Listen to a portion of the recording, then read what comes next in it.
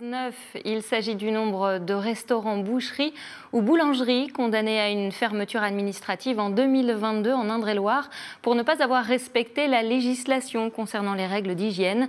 Régulièrement, des contrôles sanitaires sont organisés par les agents de la direction départementale de la protection des populations. C'était d'ailleurs le cas ce jeudi matin sur un marché de Joué-les-Tours. Léa Turquier. Jeudi matin, place Nelson Mandela à Joué-les-Tours, le marché de la Rabière bat son plein. Aujourd'hui, un contrôle de la sécurité sanitaire est réalisé par la direction départementale de la protection des populations sur l'un des étals.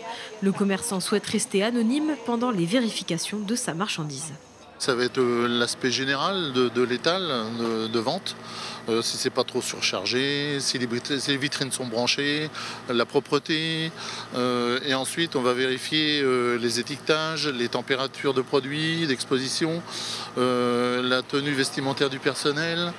Résultat, une mise en demeure de l'établissement pour non-conformité aux normes d'hygiène. Des vérifications comme celle-ci, il y en a près de 400 chaque année en Indre-et-Loire. Restaurants, boucheries, cantines, producteurs agricoles, tous sont concernés tant que cela touche à l'alimentaire.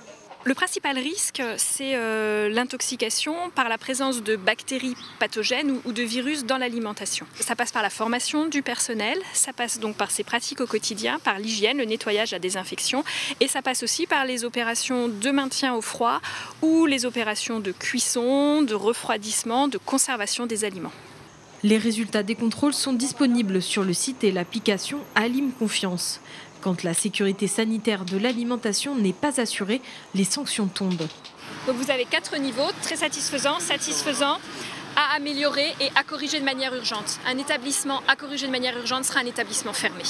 L'an dernier, 19 établissements ont été fermés sur arrêté préfectoral, parce qu'il présentait un risque pour la santé des consommateurs. Il est possible de faire soi-même des signalements de commerce sur le site internet Signal Conso, par exemple pour des cas d'intoxication alimentaire.